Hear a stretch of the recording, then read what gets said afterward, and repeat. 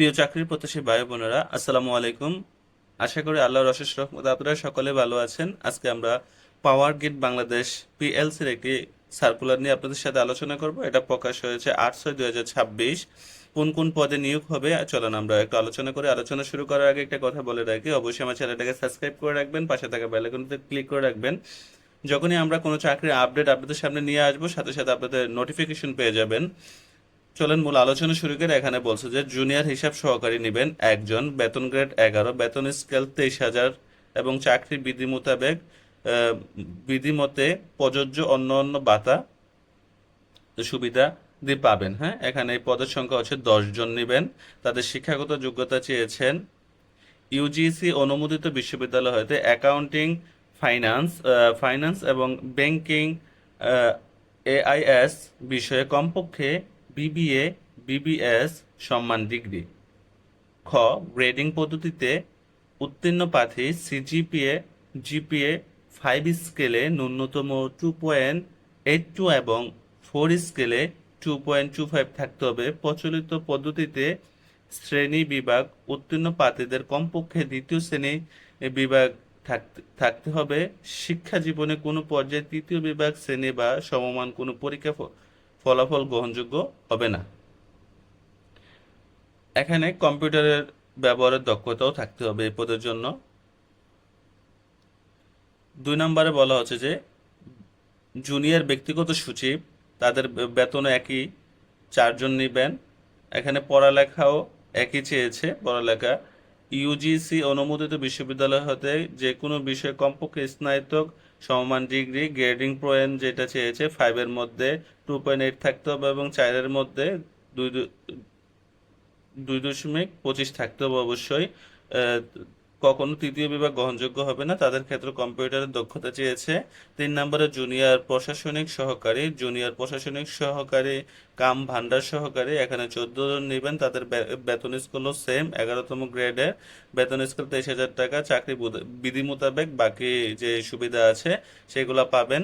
এখানে বলছে যে তাদেরও শিক্ষাগত যোগ্যতাও সেম, ইউজিসি অনুমোদিত বিশ্ববিদ্যালয় হতে কমপক্ষে স্নাতক সমমান ডিগ্রি। গ্রেডিং পয়েন্ট 5-এর মধ্যে 2.82 থাকতে হবে এবং 4-এর মধ্যে 2.25 থাকতে হবে।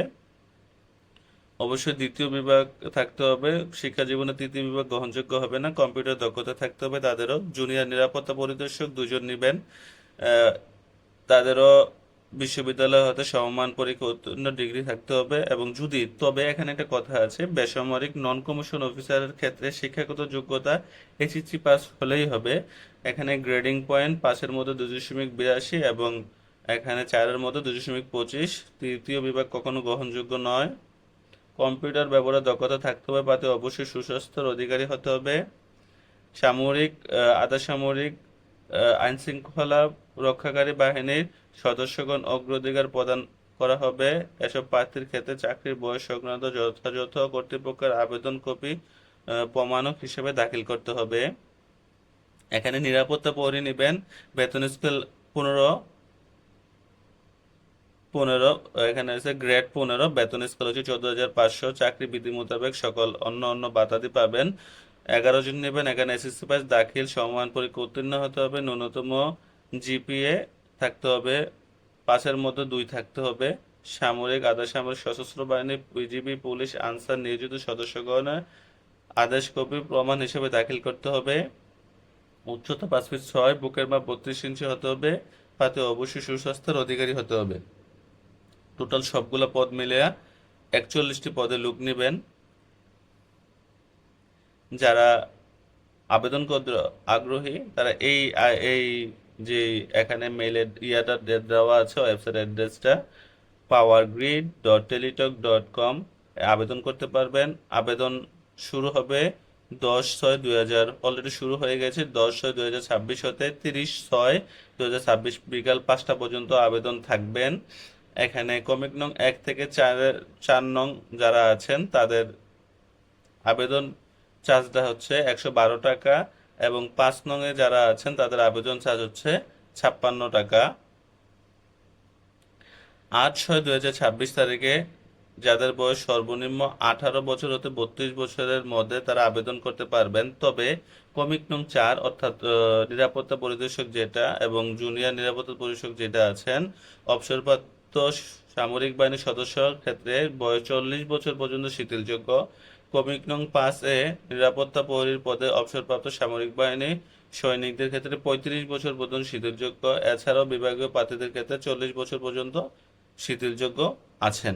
এখানে আবেদন করার সময় আপনারা যে রঙিন ছবি দিবেন, এটার সাইজটা দৈর্ঘ্য 300 × প্রস্থ 300 হতে হবে, স্বাক্ষর দৈর্ঘ্য 300 এবং প্রস্থ 80 হতে হবে। অবশ্যই আপলোড করতে হবে স্ক্যানিং করে। ছবির সাইজ 100 কেবির বেশি হতে পারবে না এবং স্বাক্ষরের সাইজ 60 কেবির বেশি হতে পারবে না। যখন আপনারা আবেদনটা সাবমিট করবেন, অবশ্যই 72 ঘন্টার মধ্যে আবেদনের ফিটা জমা করে দিবেন।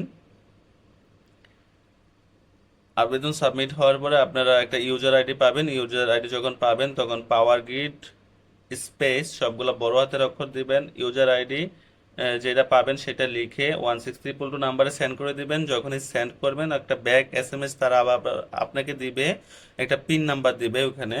তখন দ্বিতীয় এসএমএস এ আপনারা আবার Power Grid space ES space PIN number যেটা পাবেন মেসেজে, সেটা দিয়ে 16322 নাম্বারে পাঠিয়ে দিবেন। তখন সাকসেসফুলি জানাবে তারা। অবশ্যই পিন নাম্বার এবং ইউজার আইডি সংরক্ষণ করে রাখবেন। যখন এডমিট কার্ড ডাউনলোড করবেন তখন আপনাদের প্রয়োজন হবে। ভিডিওটা ভালো লাগলে লাইক, সাবস্ক্রাইব এবং কমেন্টস করতে বলবেন না। পরবর্তী ভিডিওর আমন্ত্রণ জানিয়ে এখানে শেষ করছি। আসসালামু আলাইকুম রহমতুল্লাহ ওয়া বারাকাতুহু।